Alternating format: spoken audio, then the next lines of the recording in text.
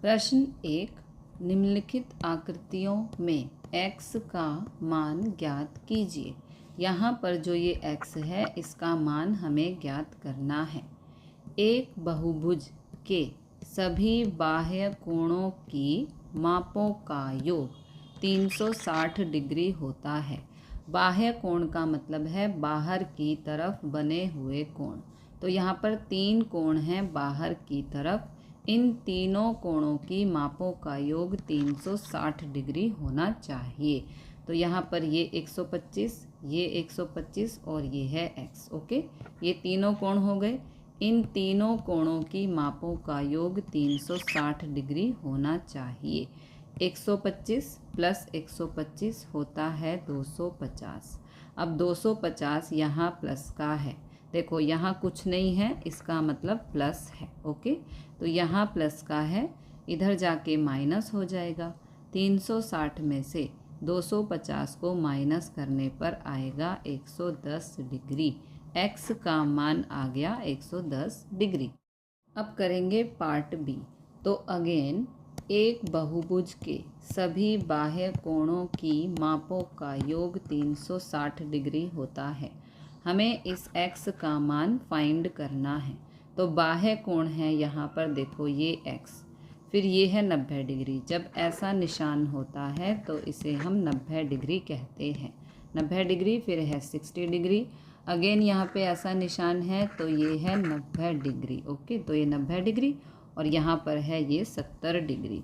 तो 1 2 3 4 5, ये हो गए 5 कोण और ये सभी बाह्य कोण हैं। बाह्य कोण का मतलब है बाहर की तरफ बने हुए कोण। ओके, तो इन सब का योग 360 डिग्री होना चाहिए। अब यहाँ पर x, इन सब को प्लस करने पर 310 आएगा। ये प्लस 310 है, इधर जाके माइनस 310 होगा। 360 में से 310 को माइनस करने पर आएगा 50 डिग्री, यानी कि ये जो x है इसका मान आ गया 50 डिग्री। प्रश्न 2, एक समबाहु बहुभुज के प्रत्येक बाह्य कोण की माप ज्ञात कीजिए जिसकी भुजाएं 9 और 15 हो। तो पार्ट 1 में यहाँ एक समबाहु बहुभुज के सभी बाह्य कोणों की मापों का योग 360 डिग्री होता है। भुजाओं की संख्या, जिसे हम n कहेंगे, वो है 9। समबाहु बहुभुज के प्रत्येक बाह्य कोण की माप, ये है सूत्र, होता है 360 बटे n।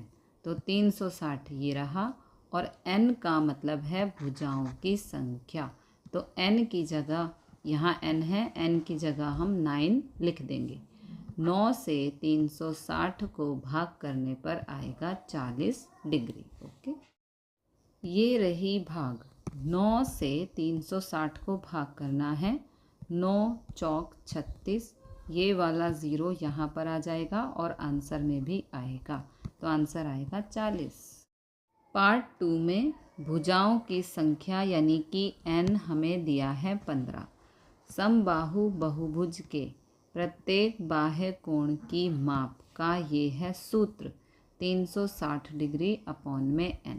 तो n की जगह यहाँ पर 15 लिख देंगे, क्योंकि भुजाओं की संख्या यानी कि n हमें 15 दिया गया है। n की जगह 15। 15 से 360 को भाग करने पर आएगा 24 डिग्री। ओके, ये रही भाग। 15 से 360 को भाग करना है। 15 दूनी 30, 6 में से 0 माइनस किया तो यहाँ पर 6, यहाँ पर उतारा 0। 15 चौके 60, तो आंसर आ गया 24। प्रश्न 3, एक समबहुभुज की कितनी भुजाएं होंगी यदि एक बाह्य कोण की माप 24 डिग्री हो। ओके, तो यहाँ पर हमें भुजाएं ज्ञात करनी है। तो यहाँ भुजाओं की संख्या को हम n मान लेते हैं। समबाहु बहुभुज के प्रत्येक बाह्य कोण की माप का सूत्र होता है 360 डिग्री अपॉन में n। ओके, प्रत्येक बाह्य कोण की माप हमें 24 डिग्री दिया गया है। तो यहाँ पर 24 डिग्री और ये वाला सूत्र यहाँ पर। ओके, अब n यहाँ पर भाग में है, इधर जाके 24 से गुणा हो जाएगा। ओके, नेक्स्ट स्टेप में 24 यहाँ गुणा में है, इधर आके भाग हो जाएगा। अब 24 से 360 को भाग करना है, ये रही भाग। 24 एकम 24, 6 में से 4 गया 2, 3 में से 2 गया 1, ये 0 यहाँ पर उतारेंगे। 24 पंजे 120, 24 से 360 को भाग करने पर आंसर आ गया 15। प्रश्न 4, एक समबाहुभुज की भुजाओं की संख्या ज्ञात कीजिए यदि इसका प्रत्येक अंतःकोण 165 डिग्री का हो। यहाँ एक समबाहुभुज के प्रत्येक अंतःकोण का माप हमें 165 डिग्री दिया गया है। एक समबाहुभुज के प्रत्येक बाह्य कोण का माप होगा 180 में से माइनस करेंगे इस वाले 165 को, तो आएगा 15 डिग्री। ओके, अब n भुजाओं वाले बहुभुज के प्रत्येक बाह्य कोण का माप का सूत्र होता है 360 डिग्री अपॉन में n। ओके, तो प्रत्येक बाह्य कोण का माप आया है 15 डिग्री, तो यहाँ बाह्य कोण का माप की जगह हम 15 डिग्री लिख देंगे और ये वाला सूत्र यहाँ पर एज इट इज़।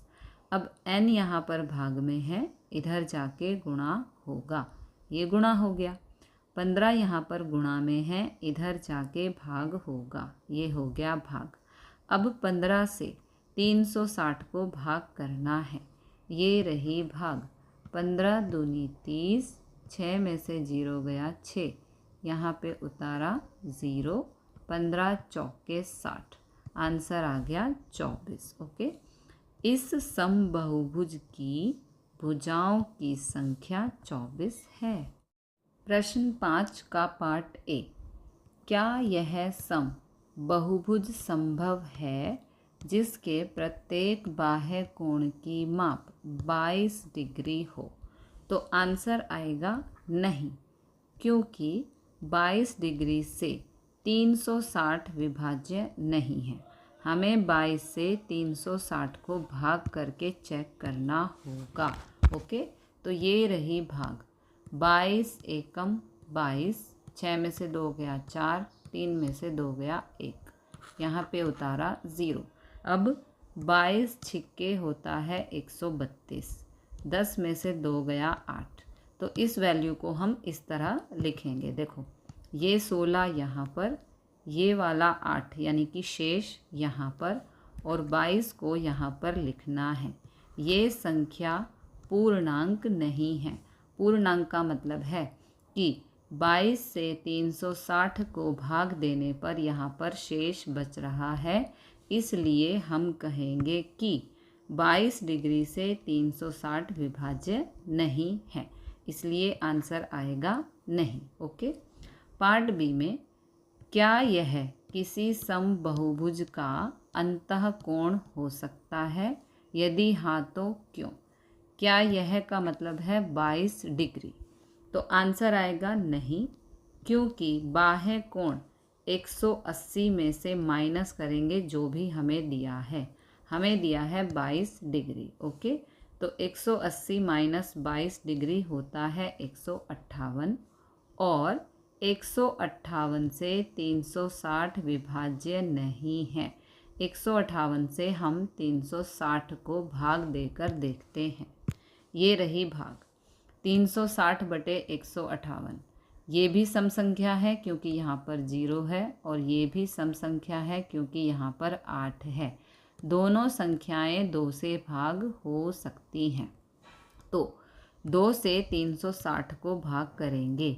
2 एकम 2, 3 में से 2 गया 1, उतारा 6, 2 अट्ठे 16, और ये वाला 0 आंसर में चला जाएगा। ये आ गया 180।